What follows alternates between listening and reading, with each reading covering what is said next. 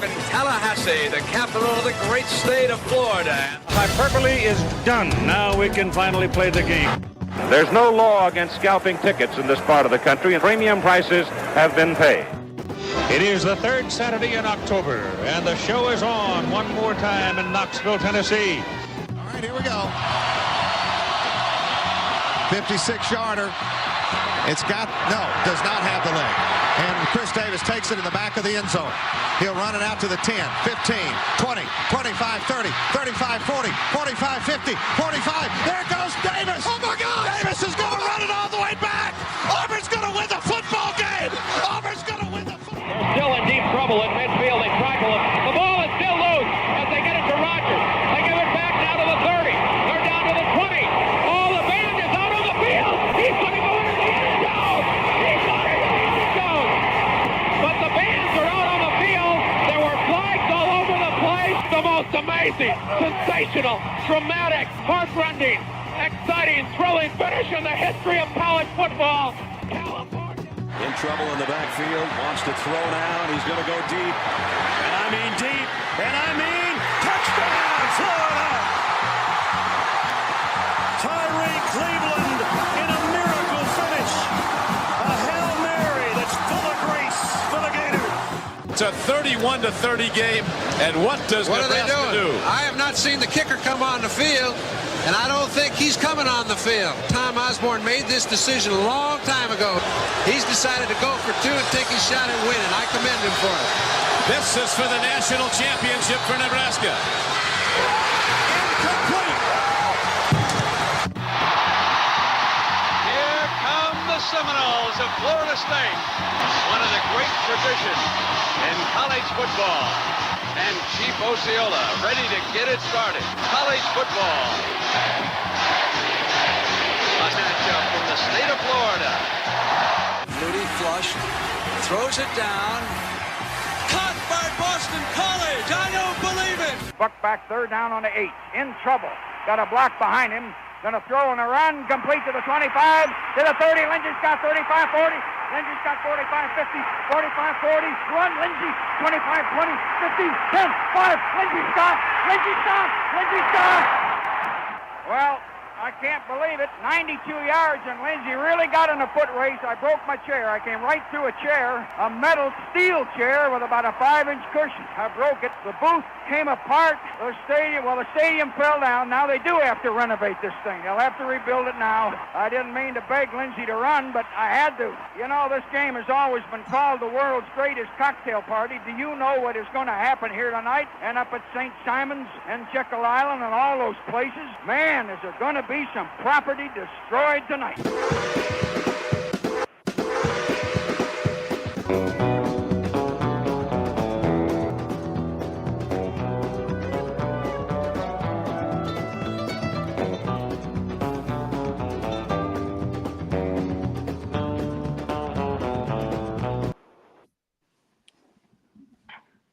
Hey, howdy, hi, and how the hell are you? It is Super Wild Card Weekend, and we are ready to roll.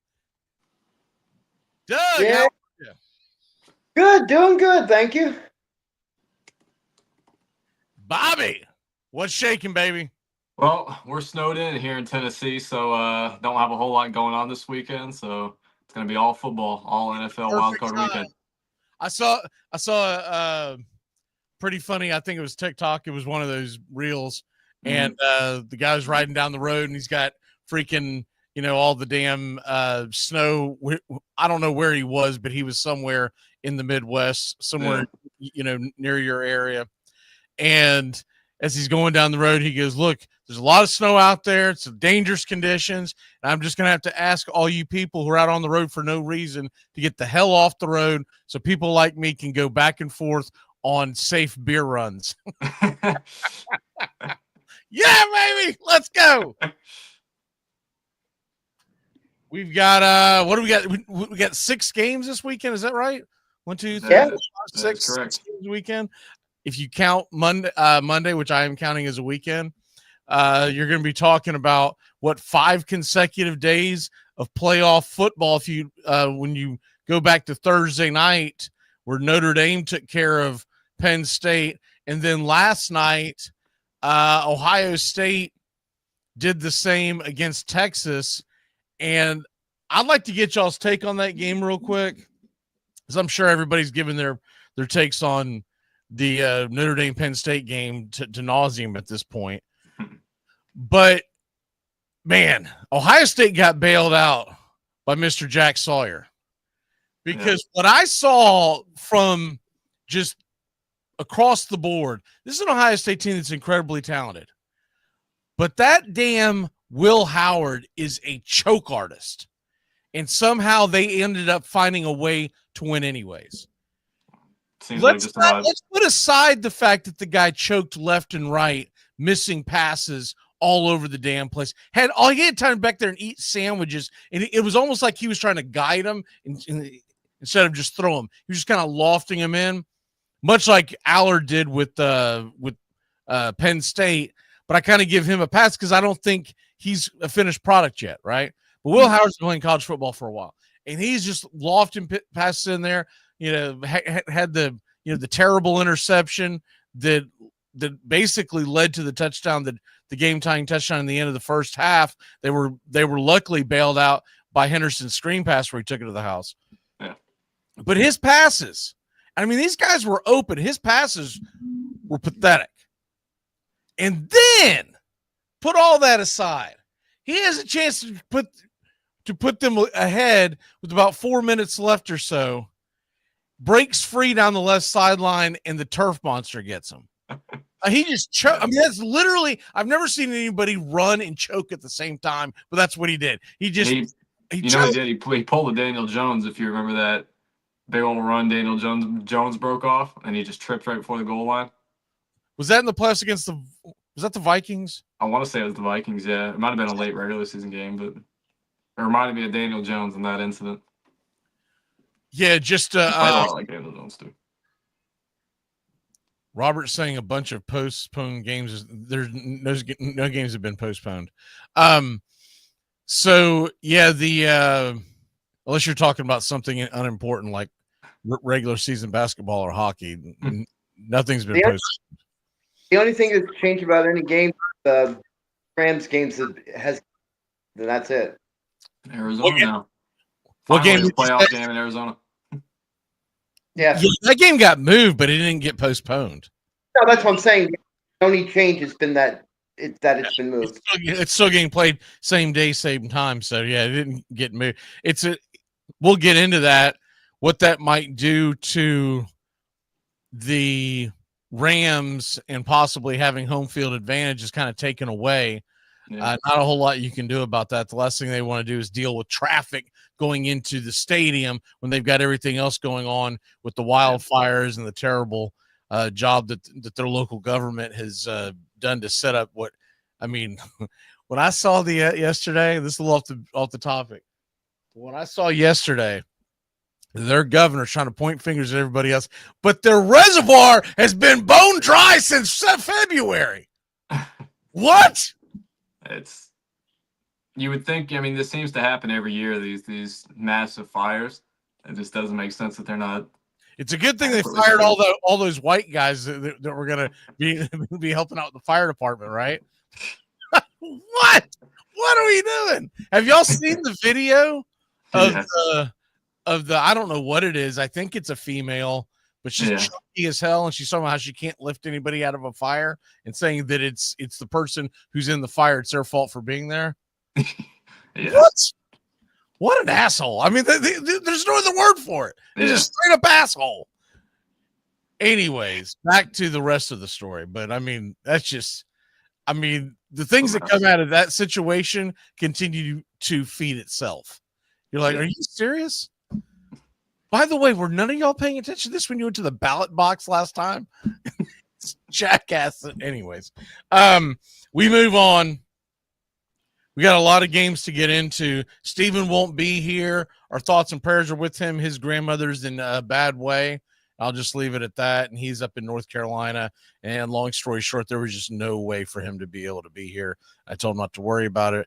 I do want to read off a couple of his texts because he wanted to make sure that, let me see here, what the picks that he did like. is Quentin Johnson over 43.5 receiving yards. The Ravens minus 9.5, and the over in the Minnesota Los Angeles game, which was sitting at 47.5 when he gave me the text. I don't know what it is now, but that's what it was at the time. But those still were getting his picks in. He's a man of the people. Yeah. Well, I'll guarantee you he's laying them down. He's probably waiting for a line to move here and there. But I don't know what to make of that line, the over under that Rams Vikings game, because one of the hardest things is trying to figure out the emotional side of this, right? Because the guys, I don't think it affects Minnesota as much because they were going to be traveling regardless. It actually helps them out because they don't have to deal with what they would have had to deal with going into just an absolute. For people who haven't seen the videos by now, I don't know where the hell you've been, but it looks like a war zone. Yeah, and so it benefits the Vikings. Now, with that being said, it's not that far of a travel for the Rams. It's probably nice for them to be able to just go, you know what? I'm assuming the Rams probably took off last night and headed to Arizona. At the latest, they'll go today because they probably just go, you know what? Let's just get a damn practice in. Let's clear our minds. And there's nothing we can do about the damage that's already been done. Let's go out here and figure it out. Yeah. But was it big enough to swing? It swung the line 5 points. It was minus 2.5 Rams just before fire broke out. It is now minus 2.5. Is it still minus? Yeah, minus 2.5 Minnesota. That's a big swing. Well, the rule of thumb usually is only about 3 points. Yeah, it's usually about 3 points for home field, and it's not like they're going from a home field game for the Rams to a home field game for the Vikings. They're playing on essentially a neutral site now, which I know there'll probably be more Rams fans in Arizona, but I would think so. Yeah, I don't know if it's enough to swing at 5 whole points. I mean, you were talking about the mental side of it. These guys, a lot of these guys have homes in the area, I'm sure. That's where their families live. I mean, they've all been evacuated, of course, I'm sure, but that's probably weighing on their mind, thinking about, no, is my home okay? Is everything I've left behind good? It could be a little bit taxing mentally. Yeah, they were. Like I said, I don't know how this. The one thing that I'll say that helps is that the fact that the game's on Monday and they're not doing this, today, right? Yeah. I think they would have had to push it back if it was today, anyways. There would have had to been some kind of a, we'll play Monday afternoon, Tuesday night, something. Whatever they would have done.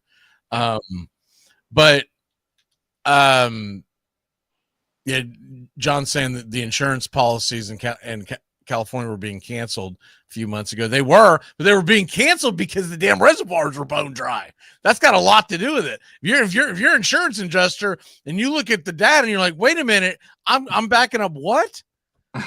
So that's got a lot to do with it. I'm not going to put that on the insurance companies, but they have come out and said the federal government's going to pay, which means the taxpayers across the country are going to pay, it sounds like 100% of everything that was damaged. And though I do want these people to get their homes back, it is total horse crap that the American people have to pay for the negligence of the Governor Newsom. The one thing I will say, this probably just destroyed his career going forward. Yeah. Good, because he's about as slick and slimy as they come. And hopefully the people in California won't vote for him on anything ever again. And if he thought he was going to run for president, he can hang that up as well, too. Right, that's the exact thing. You know what got me? We'll get off this in a second. But every time they interviewed him, he kept going to the same punchline of, well, it's really something that I'm going to have to talk about with the local government. You are the local government, you jackass. You're the freaking – can you imagine what the media storm would have been if DeSantis, same situation, would have been saying the same thing? They'd have been dragging them all over. Mm-hmm. It's hilarious to me. And by no coincidence, you probably can't see the shirt, but this is a picture of Ronald Reagan. And it says, "Shut up, hippie." Anywho, my new favorite one came in today, but I didn't have a chance to wash it, or I would have wore it today. I've got a Bobby won't remember this one, but George Jefferson, George Jefferson on the front, and it just says "Shut up, honky." Yes. Oh, that's probably my Super Bowl party shirt this year. Anyways, getting into these games, so this won't be as structured as it normally is because Bobby has wrapped up the stupid underdog. I don't think there's any way in hell anyone was going to make it. I'm going to quit putting the picks from 2024 in the 6-pack picks because I want to keep Doug and Trosh off of suicide watch. So we're flipping the script. We're moving into the new season, but we will hit this a little bit. Let's go ahead just for fun and giggles. We will go ahead and do a stupid underdog today.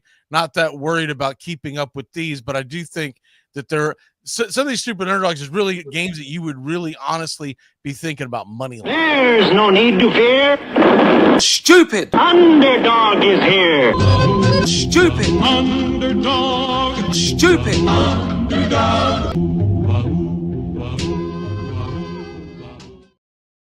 All right, so stupid underdog picks. This is what we have going on right now. And essentially, normally when we're doing this, we're competing for the end of the season. But like I said, Bobby's pretty much got it wrapped up.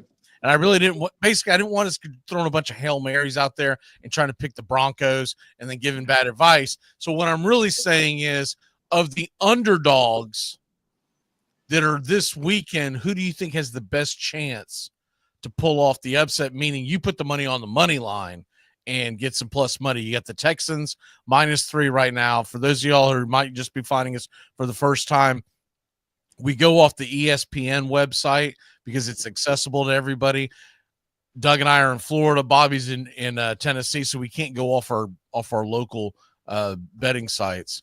But the Ravens are a 9.5-point favorite.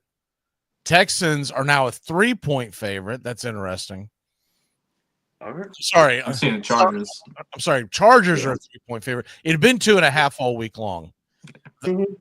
Broncos, that is now down to 8.5. It had been Broncos 9 all week long. Now it's 8.5. Philly still a 5-point favorite. Tampa Bay a 3-point favorite, and then the Monday night game, Minnesota is a 2.5. It was between 2.5 and 1.5 all week long. All right, Bobby, since you are the champion of 24, just going to get a kind of a guesstimation of where would you go if you're going to pick. If I can only give you one underdog to win outright, where are you going? With this one, I'd be going with. The Rams Vikings one is tempting, but I'm going to go with Commanders Bucks. I think. Sorry, Doug. I think the game actually. You can double up, Doug. This isn't like our normal Super. Don't worry.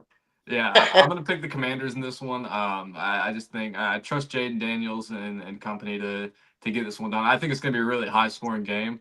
And I think the Commanders going to outmatch them a little bit on offense. I think it's going to be back and forth. I think it's going to be a shootout. I'll go ahead and tell you this is my cool game of the week. I don't know if we were planning on doing that, but I think this is going to be a great game. The over-under being 50.5 should be indicative of how high-scoring this should be. Cool games next, but yeah, okay. Yeah, but I got the Commanders there at +3.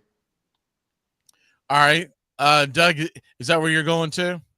Yeah, I wholeheartedly. This is the game. I'm looking really forward to this game. By the way, I want to give a tip of the cap to Doug in his background. For the first time, he doesn't look like some kind of a hostage situation, man. He's got an actual background. So yeah, I just want to give a tip of the cap to old Doug right there. No problem. Finally, the cabin's done, so. But yeah, I wholeheartedly I agree. I mean, this is the game I'm looking forward to watching. I've got so many different key matchups. I'm looking to see if Bucky Irving is going to run the daylights out of the Commanders' defense. I'm looking for Jaden Daniels is going to make a difference in this game. I mean, this is where I think he kind of one of the most elite quarterbacks in the NFL.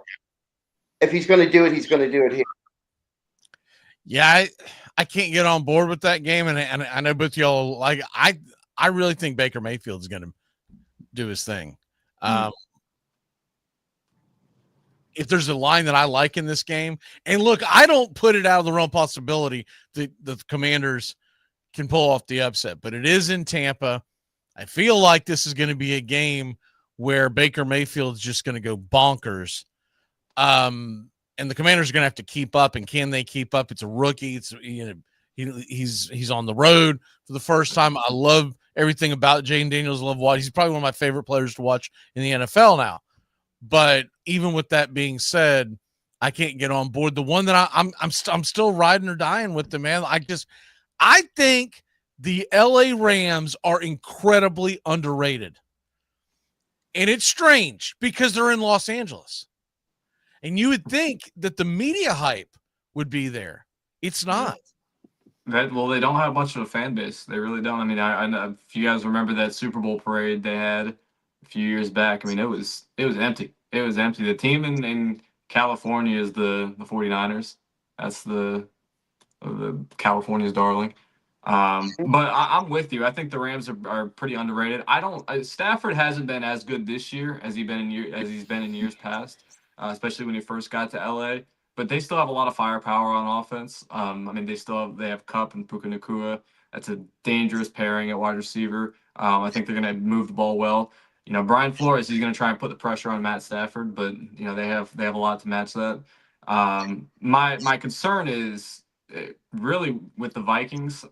If Sam Darnold shows up, I think they have a good shot at winning. But I'm worried that under the big spotlight and big games, I think he's gonna honestly. I think he's gonna see a ton of pressure because I think he could fold too. I think he could not handle it. He was remember he was the famous guy that said I was seeing ghosts. He was seeing ghosts. So he was seeing ghosts again, and I just don't see it as a situation. I get it. They don't have to play in LA. It's like you said, they don't really have a damn home field advantage to begin with. And something to keep in mind, take last week's loss out of it because they didn't care about the outcome of the game. So I'm talking about the games prior to that. The Rams had won going into that matchup 6 of their last 7 games. They had won 9 of their last 11 NFL football games, not counting last week when everyone was on the bench. And they still almost beat Seattle.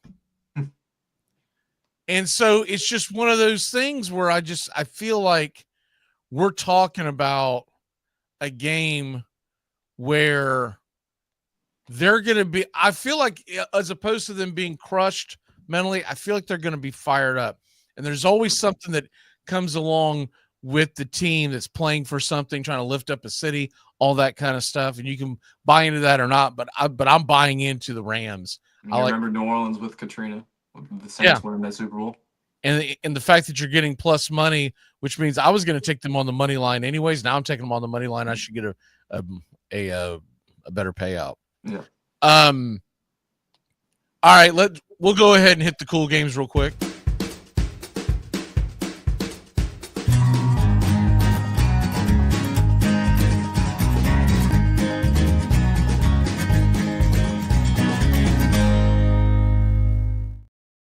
All right, the cool games. Bobby, lead us off because I know you said that you were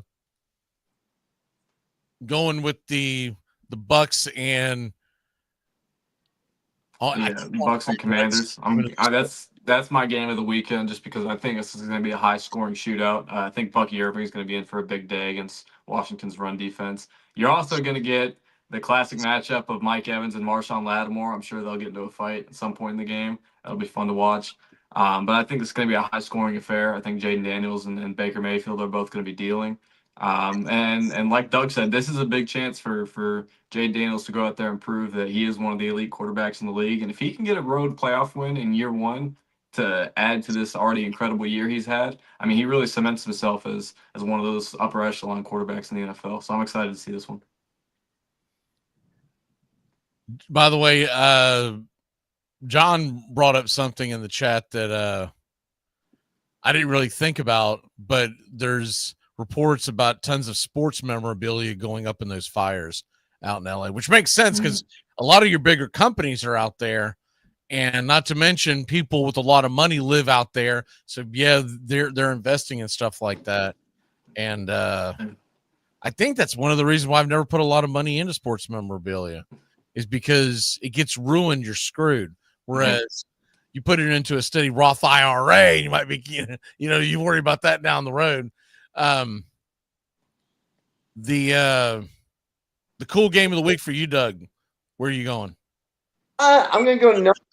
I'm kind of looking forward to the Steelers Ravens. There's nothing better than having two division rivals, two teams that hate the heck out of each other, playing in a playoff game.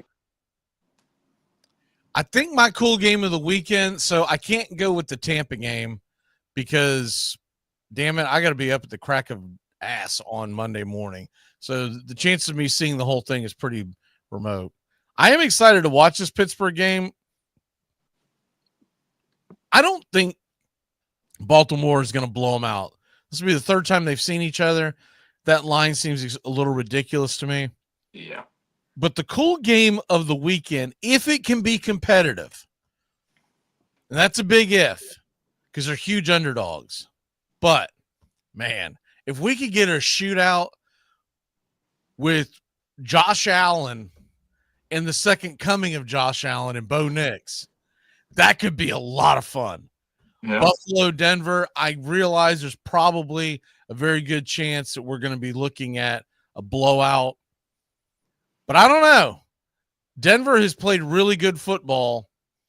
And, the game that I want to lean in and say is the cool game would be Philly and the Packers. I don't know what to make of what the Packers are going to be this week. Yeah. They haven't been as impressive as they were last year, but man, they really last year when the playoffs started, nobody saw them getting as far as they did. Yep. You remember they went into Dallas and beat the brakes off of a pretty good Cowboys team. Yeah. You got Jalen Hurts, who is coming off the concussion. He hasn't played 3 weeks. What kind of rust is he going to be on? So that's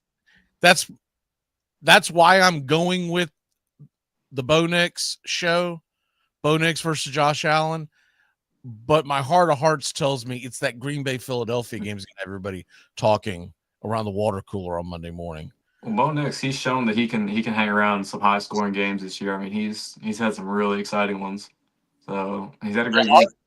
Our Dynasty League, I've got him, and I'm not letting go of him.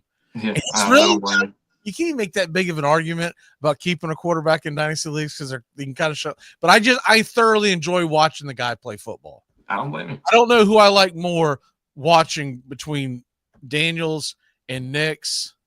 Man, if you could tell me that I could choose the Super Bowl this year, that would be my Super Bowl. Let's go. Go ahead, Doug.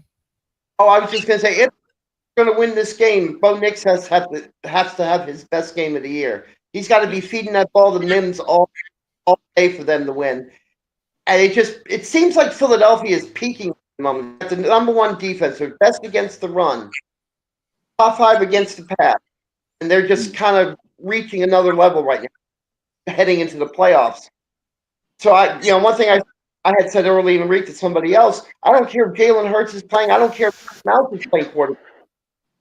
I could get one. I could get by Philadelphia, and I put a prop bet that he gets 280 combined rushing and passing against Green Bay. It does. Unless Bo Nix has the game of his life, I don't give the Packers much of a chance.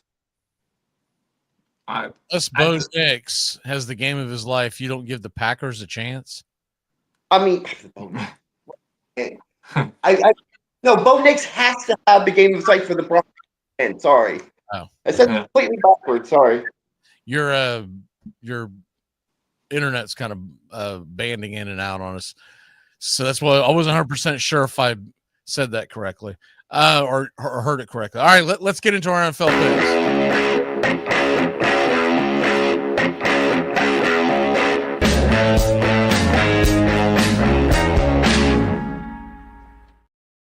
All right. So we give you a 6-pack every week. We've already done the stupid underdog.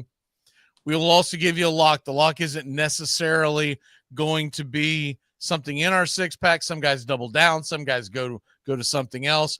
Because of the playoffs, and we no longer really have the college football thing to talk about this week. We'll probably do that more next week with the championship game being next Monday.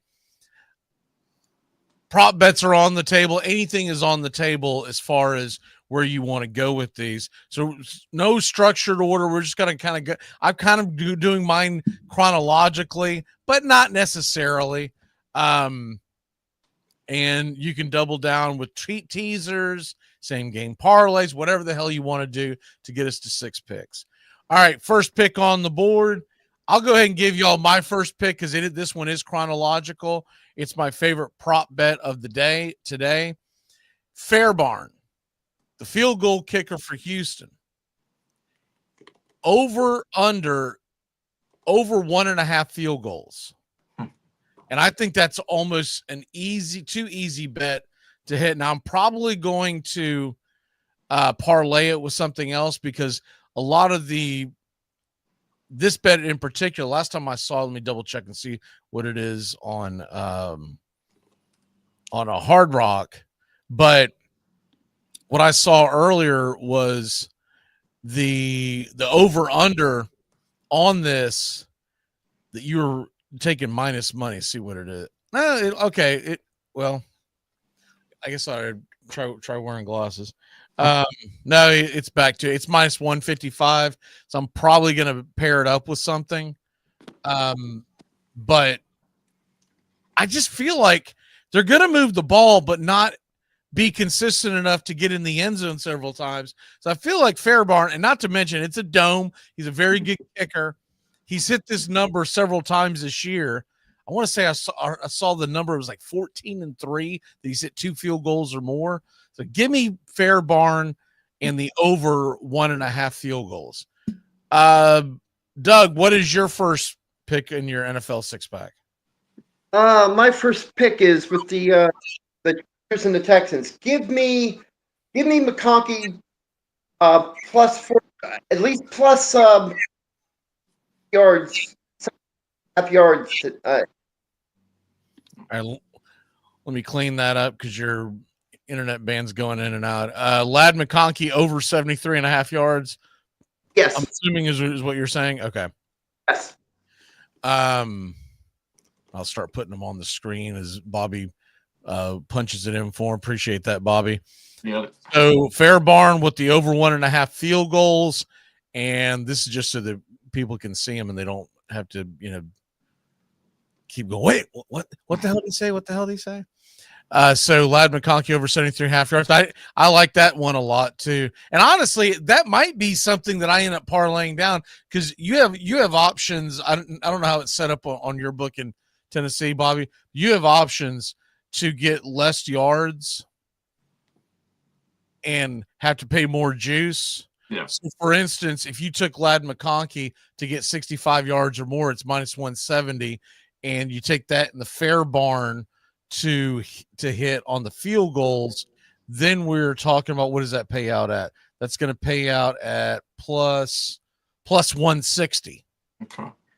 So that's the kind of thing that I look at when I do something like that. And I feel like one's a pretty good bet, but it's not doing a great payout. I'm going to try to parlay it, but I may not be going right to the top of the ladder of the parlay for the secondary hit as far as the yards are concerned. Man, he could get 65 by halftime. Yeah. Well, what I would usually do is that I would take a few lines that I like and kind of make a teaser on my own where I drop the spread or I take it to from plus 3.5 to plus 6.5 on a few different games. Right. And I get plus 200 odds. And usually when you do that, I think we've talked about this before, but usually when you do that, you usually get better odds than doing an actual teaser. Yeah. Yeah. The one caveat to that is that some of these, especially like Hard Rock, they cut you off at the knees where you can only buy up so many points. Now they've been much more liberal with their numbers in NFL playoffs and NFL in general this year. Yeah. Sometimes like on the college football games and everything, if you want to do a teaser, you literally have to do a teaser because they'll only let you buy 3 or 4 points up or 3 or 4 points down. Yeah. So what is your first pick, Bobby? My first pick, I'm going to that Steelers-Ravens game. And I got Steelers plus 9.5. For a playoff game, I think Tomlin will have his team ready to go. I think they'll show up. I think it'll be a dogfight, as most AFC North games are. And like you said earlier, a big point with this one is this is their third time meeting each other this year. These teams have seen each other twice before already. They know what to expect. I think this game is going to be I think the Ravens will win by about a touchdown or so. If you could get it at plus 10.5 anywhere, that would be even better in case they lose by a field goal and a touchdown. But I'll still take plus 9.5 with pretty good confidence. It looks like you can get it at like minus 130 if you go that direction. Yeah. All right. Next one up on the board. I'll go ahead and go first again. What the hell? Why not? So Mims over under is 39.5 yards receiving. Marvin Mims. And he has really been a focal point of their passing game the last several weeks.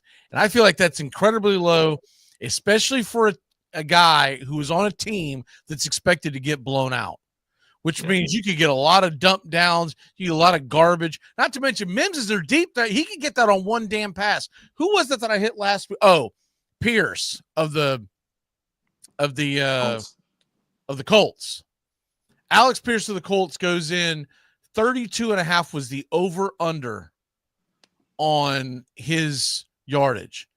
And I knew because I'd watched the game 2 months before, he torched the Jacksonville secondary. He had 3 catches for like 180 yards that day. It was somewhere in that neighborhood.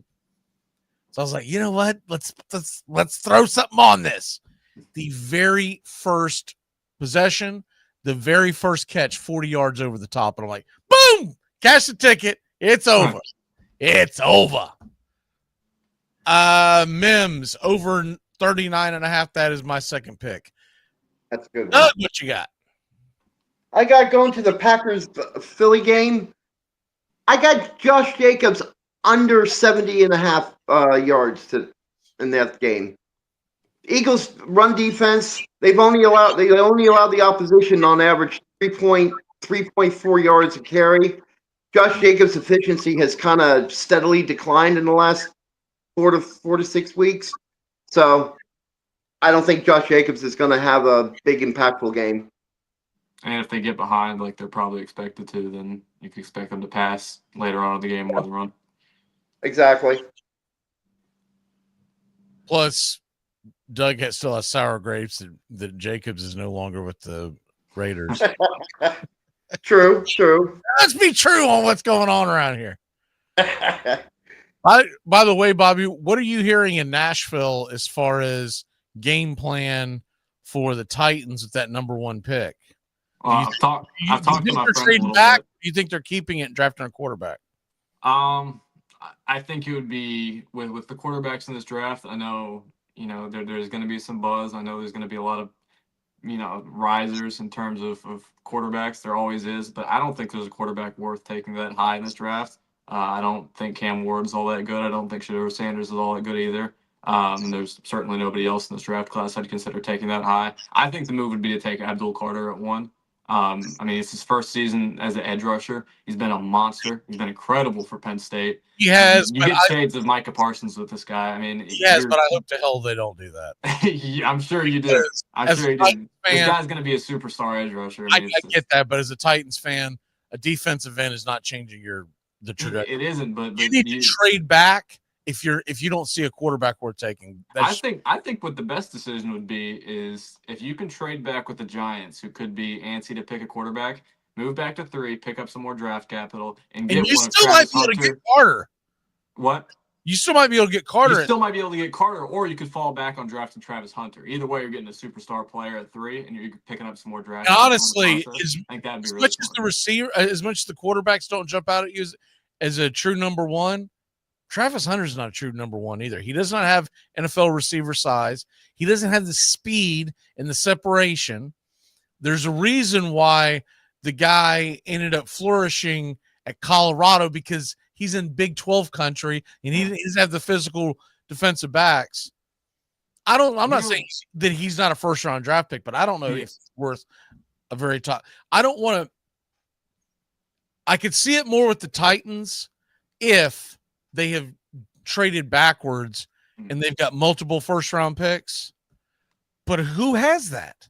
So you're probably getting draft capital of like a 1 and a 2 and something else, maybe a future one. Well, this isn't a quarterback class like we saw last year. There's not going to be teams chomping at the bit to move up. So I could see them trading back, but I don't think they'll be getting the haul that, a team would, like the Bears would have gotten if they. I don't even know if there's like a diamond in the rough, like Bo Nix last year, right? Yeah, I think they drafted him around 10 or 11. Yeah, I don't think this is a draft. What I'm really interested to see for the first time in a long time is what the combine says about these guys' arm. If we find out that Shedeur actually has arm strength, I would lean towards him as the number one quarterback just because of his mobility. Yeah. Cam Ward concerns me because he's not mobile and the dude fumbles when you hit him, and he's going to get hit in the National Football League. Yeah. And so he could be that diamond in the rough, but you're drafting him 1 or 2 if you're going to get him. So that concerns the hell out of me. And, I wouldn't hate the fact of trading back and on the Tennessee Titans and taking a flyer on Jackson Dart, because maybe he's the Bo Nix of this year. Anyways, we'll move on. Bobby, what is your second pick of the 6-pack? My next one is a little bit of a complicated one. It's a teaser. I got the Commanders at +9 and the Rams +8.5. It's a 6-point teaser. I feel very confident in this one. You get it at -120. I think this like we've talked about with the Commanders-Bucs game, I think it's going to be high scoring, back and forth. I think it's going to be within a possession regardless of who wins. And then with the Rams game, I think they're going to, at the very least, keep it close, because I don't trust Sam Darnold a whole lot, especially after what we saw last week. I know the Lions defense is a lot more ferocious than the Rams defense, but I don't know if I trust Sam Darnold a whole lot to show up at the big moments. I think he could be a guy who gets under the bright lights and really starts to collapse. But either way, I trust Stafford, Puka, Cooper Kupp, Kyron Williams, or the talent the Rams have on offense to, at the very least, keep up with the Vikings and keep it within 8.5. So it's Commanders +9, Rams +8.5. All right, I'll go ahead and hit mine. Mine, pretty simple, just because if you were here for the beginning of the show, man, give me the Rams in that 2.5, man. The 2 in the hook. This is a game that honestly could come down, and I wouldn't say this about many NFL games, especially playoff games. It feels like a game that could come down to a 1-point win. Feels like a game that could literally be 17-16. If you're going to give me the 2.5 in my pocket, give it to me all day long. It's a game that the over-under is 47.5. That seems extremely high. If I was going to same game parlay tease this, I would be taking the Rams, getting me to 8.5, and then taking the under at 53.5. I don't think there's any shot in hell that this turns into a shootout, because first of all, you got the wonky thing of them playing on a neutral site and everything that disrupts. I think it's going to be like a heavyweight bout where you're going to see a lot of jabs thrown in the first half, low scoring first half, almost like the Penn State Notre Dame game. And then you might see them open it up a little bit in the second half, but I don't think they're going to be able to get to that. But I'm just going to play it easy, make it easy on this pick and take the Rams +2.5. Doug, what you got? We're going to go back to that Tampa Bay game. Give me, I had said fade Mike Evans at -76.5, I think it is. Fade Mike Evans. Jaden Daniels, have him at at plus 280 combined rushing and passing. And Otten, the tight end, 50 yards and a touchdown. I would parlay that. Good Lord. There's a lot in that game. I can't. Take a while. I guess this isn't your lock today.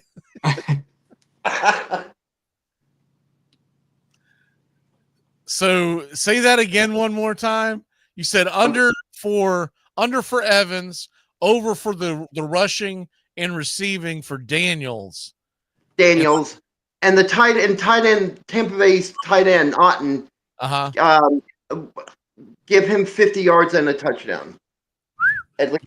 You know who Tampa needs to draft if they can get up there and get his ass? They need to go get that Tyler Warren. Mm-hmm. Holy cow, that kid can play. Yeah. That kid's a ball player. That kid is an absolute ball player. Yep. I did 2 of the Penn State games this year, and then the game the other night, they simply didn't get the ball in his hand enough. But No, they didn't.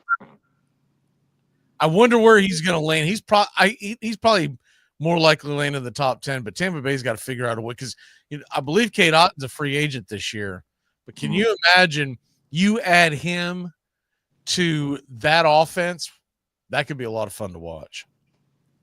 My next pick, I'm going to do a same game teaser and give me the Green Bay Packers. So 6-point teaser is going to take Green Bay to a plus 11. And then I'm going to take the over in that game. That'll take it down to 39.5. I don't think it's going to hit the over by much, but I do believe you're going to get 40 points out of this game. And if you can keep a fairly close ball game, give me the team who's going to get 11 points in their pocket. I think Philadelphia is being a little overvalued in general because they're at home, and I get it, but people are sleeping on the fact that Jalen Hurts has been gone for quite some time. Yeah. And Green Bay's played a little better football down the stretch. I think with how long Hurts has been out, with him having to shake the rust off, I think they're going to, and having Saquon Barkley in the backfield, having one of the best offensive lines of football, I think it's going to be a run-heavy game for the Eagles today. So I could see this one being not super high scoring, and I think it'll be I like this parlay. I think it'll eclipse 40 points, but I think it'll be the score will be close. The score will be close, but I think the Eagles are going to run it down the Packers' throat, and Saquon's probably going to have a big day. I won't double up on the same game, but here's an interesting one I just looked up. So if you're in agreement that they can be a little rusty, Philadelphia, the spread, the first half spread, you can get Green Bay plus 3.5 at minus 125 right now. I like that. And I can see them keeping it pretty close. See what the actual first half, what's the total points in the first half? That one's more, let's see, what's the straight up one? 22.5. So 22.5 over under first half. I just feel like this is going to be a lower scoring first half in general. And to hit that mark, you're going to have to get 3 touchdowns and a field goal in 2 quarters of football. And I would not be shocked if the first Philadelphia, maybe even the first 2 Philadelphia series go nowhere because of the rust. And I'm not expecting Green Bay to go up and down the field on Philly either. So what is the first quarter? I bet the first quarter's got a low number. First quarter total points 7.5. I'd probably go with that. I mean, honestly, you think both of the possessions, the first 2 possessions, are going to turn into points? Doubtful. Yeah. Of course, with my luck, Philly will score and then go for 2 like a bunch of jackasses. I'll be like, son of a. All right. Who's next? Doug? I think I'm up next. No, Bobby. Yeah, I think I got my next pick. Did I jump? I'm going to go to that Chargers-Texans game, and I'm going to go with the over, sitting at 41.5. I think this is just going to be. I mean, the Chargers they've been lighting up the scoreboard the last few weeks. I don't think it's going to continue into this week, but I do think it's going to be a game where both teams get into the 20s. I think you got two. I know Stroud has had a little bit of a down year compared to his rookie year, but I think he's still a good quarterback. We know what Justin Herbert is, obviously. I think getting late into this game, I think it's going to be a late cover. I think these two quarterbacks are going to be going back and forth. I got the Chargers coming out in this one with a win, but I think the over at 41.5 is a little bit too low for me, so I'm going to take that. Bobby, did I skip you or something? I think you missed one pick, but I think we should. How many picks are you at right now? I've done 3. You've done 3, and I've done 4. Go ahead and give me another pick, Bobby.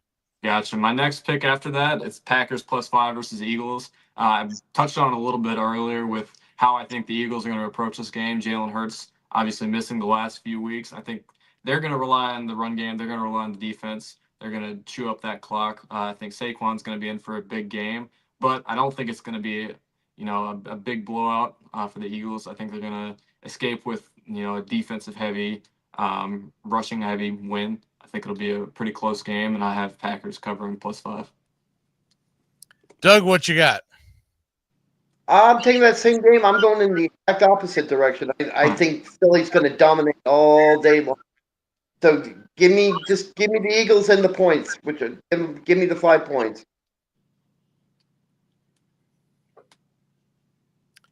So I think it's my pick.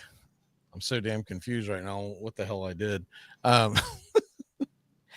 know what I did. I looked at the screen that I'm sharing our picks on, and I saw Bobby's name, but he had punched in Doug's pick. But my eyes went straight to Bobby, and I was thinking that he'd already made the pick. All right, let me get. I don't understand why this line is where it is. Give me the Chargers -2.5. Mm-hmm. I get it. Houston is the home team. But by no stretch of the imagination are they the better team. No. And I did see CJ Stroud make the comment yesterday, the day before, that, well, everyone thought we were going to lose last year, and look what we did to Cleveland. This is a lot different. That was a lot different. It's a lot different. Well, first of all, we're talking about the difference between Joe Flacco and Herbert. We're talking about the difference between that dumpster fire that is the Cleveland Browns organization and Jim Brown and the Chargers. Jim Harbaugh and the Chargers. I don't understand why that line is where it's at. It's extremely confusing to me. So give me the Chargers -2.5. Who's next? Who is ready for number 5 pick? Is it Bobby? Yeah, I'm ready for number 5. I've made 4 so far. Okay. So my next pick, I'm gonna go with Justin Jefferson anytime touchdown, sitting at -120. I think he's got a good matchup coming up against the Rams secondary. I know I've had my concerns about Sam Darnold and whether or not he'll show up in the big stage, but I think this is a matchup for Jefferson should feast. They struggle against outside receivers. They've given up a lot of big plays. The Rams have. That secondary is not good. And I think I'd be shocked if Jefferson doesn't find his way into the end zone on this one. I'm not saying it's going to be some high-scoring shootout where a lot of guys are going to be scoring, but if I can count on someone, too, for the Vikings, it'll be Jefferson. How many picks have you made, Doug? I think I've made 4, I think. All right, give us a pick. Give us your last 2 picks. I'll make it simple. Okay. I like 2 picks. Bobby had talked about it earlier, and I agreed. Take the Steelers and the +9. I think they'll only lose by a touchdown. And with the Broncos Bills game, give me Josh Allen at least 49.5 rushing yards in his game. How much was it? 49.5. 49.5. Gotcha. Got it. My last pick. Well, this wouldn't be complete without me taking Bo Nix to go 25 yards or over rushing. I think Nix will be scrambling. I think he will use his legs. I honestly think that if you want to ladder bet that, like, he might get 50.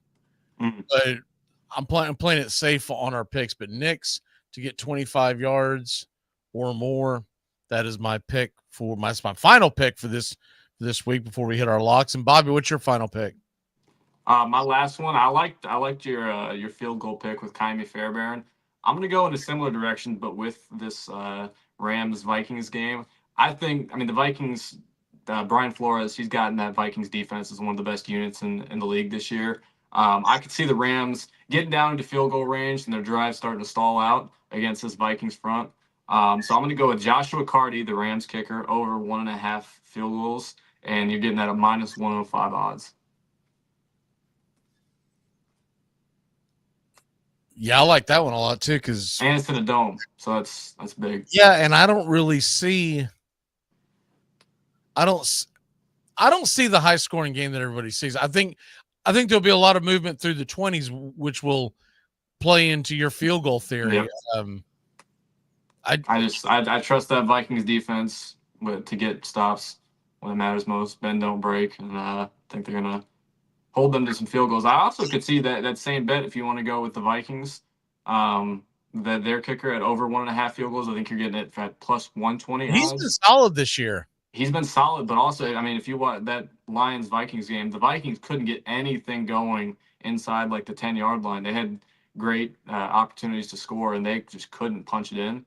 So I think a lot of that had to do with the play calling, and then, they were just drawing up routes that were taking too long to develop, too deep, onto the Lions side of the field. But you could take that same bet with the Vikings kicker at over 1.5. I think they'll both hit.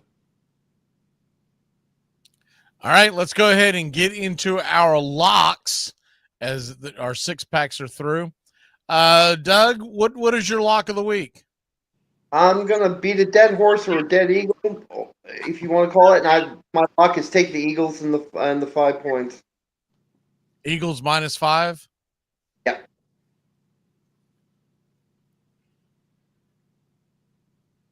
That makes me feel so much better about taking the Packers now. Well, the way this season go, I don't blame you. Bobby, what's your lock of the week?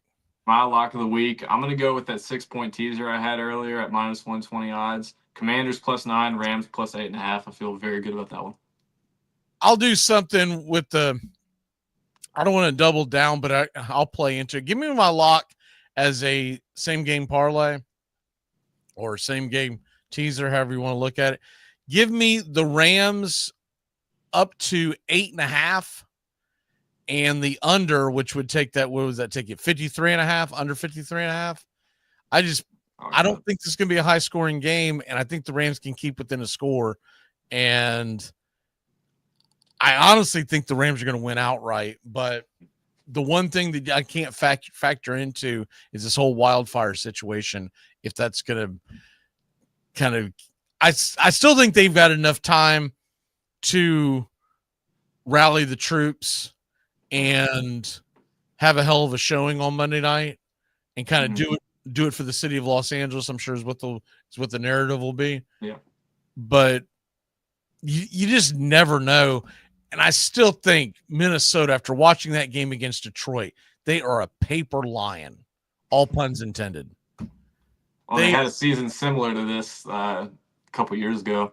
They did. I think it's not the same thing. A couple of years ago, it was because their offense was just absolutely lights out, and the defense was atrocious.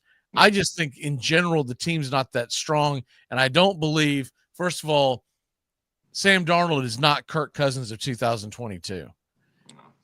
So you can't rely on him, and there's something about this Rams team. I don't think they're going to get to the Super Bowl. Don't get me wrong. But I think they're going to be a problem in January for people. Well, and it's never a bad idea to count on a coach as good as Sean McVay. He's one of the best coaches in football. He's going to have his team ready to go. He's going to put on a good performance. And Matthew Stafford's nothing to sneeze at, and he's going up against I mean, what we're really talking about with nuts and bolts is who do you trust more, Matthew Stafford or Sam Darnold? Yeah. The big X factor, I guess, could be if the Vikings are able to get after Stafford, put on that pressure that they've been able to do this year with that defensive front. To be seen. Yeah, but I have more faith that the Rams are going to put pressure on Darnold. So once again, a rock fight, and give me the Rams and McVay in a rock fight. Well, most importantly, give me Stafford over Darnold in that type of game. Especially where are you at on the locks? What's up? I didn't see the locks in the chat, so that's what I got. Oh, sorry, I didn't know I was putting in the locks. It happens. All right, one big thing I guess is where we're at. What was your lock again, Bobby? It was that 6-point teaser with Commanders +9, Rams +8. Oh, that's right. Okay. Bobby, what's your one big thing that's going to happen this weekend? My one big thing, I'm gonna go Commanders and Rams both pull off the upset. Cap off wildcard weekend. Two big things. Wow. Yeah. Doug, what is your one big thing as we walk this off? Justin Herbert's going to show that he actually is still a good quarterback, no matter whether he's playing under that coach's system. I think Herbert's going to have a game that shows that he's still one of the best quarterbacks in the NFL. My one big thing is Tampa Bay Commanders. That'll be the highest scoring game of the weekend. I don't think any of us took the line, but I think that 50 is going to be low. Yeah. When it's all said and done, the total in that game could clear 60, and I'm hoping we just get an old-fashioned shootout and let the better man win. Yep. You know, I didn't mention it, but one of the props that I do like this weekend is McMillan and him hitting his over. Let's see, what was the last number that I saw on him for his over receiving yards? He was there it is, 54.5. I'll hit you with a couple other props that I like too that I didn't mention. Mark Andrews anytime touchdown plus 155. Good odds. He's scored like 6 touchdowns in the last 7 or 8 weeks. In fact, one of the few games that he didn't score was actually, I think it's the only game that he hasn't scored in the last several weeks, was the first Pittsburgh matchup. But remember, that was a rock fight. That was like 18-16, something like that. And I think he finds his way in the end zone, especially in the playoffs. Lamar Jackson's going to look for a security blanket. Pickens, and I know he's gone kooky dukes, and you don't know what the hell he's going to say next, but his over-under is 54.5 in a team that's going to be playing from behind. Surely to God he can get 55 yards. I mentioned Nick. I mentioned McMillan. Oh, Jalen Warren over 20.5 yards receiving today. I like that one as well. Anyone else have any more prop bets before we take off? No, I don't think I do. All right. Well, great way to finish the show. We'll see y'all next week for the it's another loaded weekend next weekend. It's I think we have, is it just 4 games next weekend? Yeah. Yeah, right?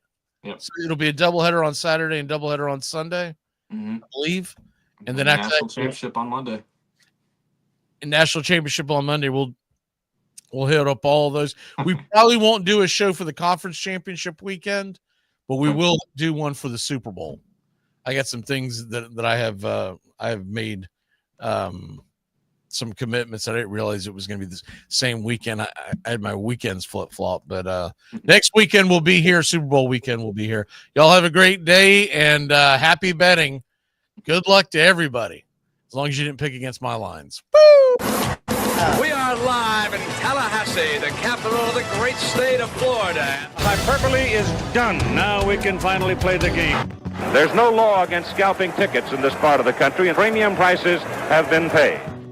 It is the 3rd Saturday in October, and the show is on one more time in Knoxville, Tennessee. All right, here we go. 56-yarder.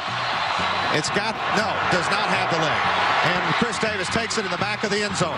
He'll run it out to the 10, 15, 20, 25, 30, 35, 40, 45, 50, 45. There goes Davis. Oh, my God. Davis is going to run it all the way back. Auburn's going to win the football game. Auburn's going to win the football game. They're still in deep trouble at midfield. They tackle him. The ball is still loose as they get it to Rogers. They give it back now to the 30. They're down to the 20. Oh, the band is out on the field. He's going to go into the end zone. He's going into the end zone. But the bands are out on the field. There were flags all over the place. The most amazing, sensational, dramatic, heart-rending, exciting, thrilling finish in the history of college football.